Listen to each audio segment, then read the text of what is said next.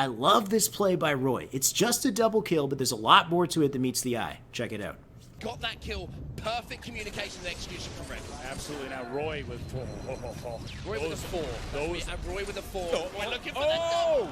At this point in the match, Roy is behind enemy lines. He's tossed out the enemy's flag, but two of his teammates, both Ola and Lunchbox, are currently down, while Snipedown's on the opposite side of the map. So instead of making a desperate solo play with the flag, Roy opts to stay alive in the enemy's Mauler and buy time for his team to spawn up, travel back to the enemy's side, and continue to push their advantage. And that's when he gets this nasty 4-shot and APG, but it's not just the shots that make this a great play, it's also his approach to the battle, taking very strategic use of map geometry. I'll show you what I mean when we back up here. As he pushes up in Mauler, pay attention to the doorway, the top of the doorway. Notice how the door frame here is lower than the rest of the ceiling in Mauler. Always pay attention to low ceilings, low door frames in Halo 3, because if you crouch jump into them, you can bank your head off them, sending you downward at a faster velocity. Check it out. When he approaches this battle, he very precisely jumps into the door frame, so he bounces down fast, making himself such a hard target in that battle. Perfect communication and execution from Red. Absolutely. Now Roy with four. And then we have his shots, and these are pretty incredible as well. Check it out in slow motion, especially that last shot. That last shot is one of the reasons why many Halo veterans will tell you that Halo 3 was their favorite Halo. Notice how when he fires that last shot, he flicks the right stick up afterwards to land the headshot on APG. He does that for two reasons. One, because bullets in this game are projectile instead of hit scan. Bullets require travel time through the air before they hit their target. The farther the target, the longer the travel time, the more you have to compensate by leading with your reticle ahead of the player. And two, because every shot from the BR is a 3-round burst, and each round in that burst comes out one at a time at a set rate of fire every time. And Roy accounts for both of these things in that final shot. Firing the first shot in the body with a slight lead on the player, and then flicking the remaining two bullets up into his face, wanted style.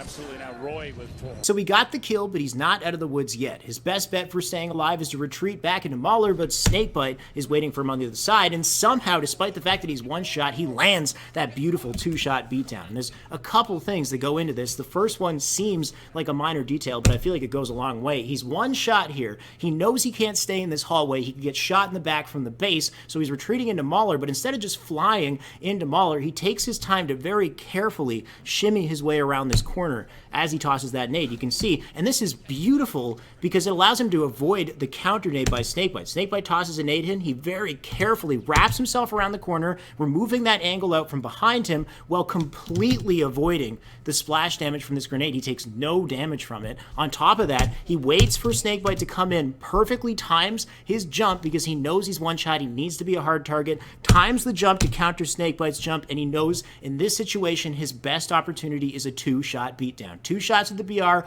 1 melee, but the biggest thing is that he times that melee perfectly. Lands the 2 shots and times the melee at a range where if he was a millisecond earlier, I feel like he would have missed it. He would have been too far. If he was a millisecond later, he would have just traded with Snakebite. He literally timed that range to the frame perfectly and got that beatdown. You can see it again. It looks like an early melee, like he knew he only had a very short opportunity to make that work, and he made it work. And now he has the snipe, and I didn't include this last part because he doesn't make it, unfortunately. You'll see he psychs himself out. He's ready for a shot, but then decides to turn the corner, notices Royal 2 a second too late, doesn't get that kill. You can see he was going to wait for it, decides to wrap around the corner. So he has his reticle placed and then decides to start walking around the corner, notices Royal 2. Royal 2 takes him out. Regardless, beautiful play from Roy. Now, I recorded that earlier in the week, and I know it's a ton of analysis for just a 10-second play. Was Roy actually thinking about all that stuff in that one situation? I highly doubt it. It probably came down to instinct in the moment, but that doesn't mean it's a coincidence that he happened to make all the correct decisions in that scenario. It's a muscle memory developed over years of making mistakes. So I think it's important to point out those decisions and why they were correct, and hopefully you learned something from them. Did he mean to jump into the roof so he would bounce down faster in that gunfight?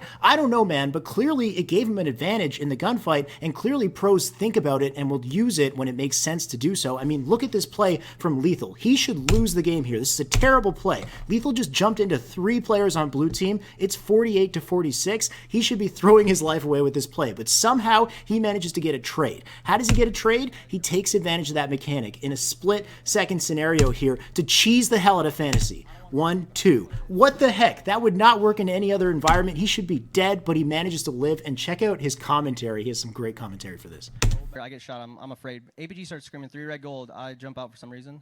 It's 48-48, and I don't want to be mean, but I can't put it any other way. I shit on him so bad. So bad. And then APG spawned and just chucking nades and got the last kill. But I don't want to be BM, but that's the only way I can put it.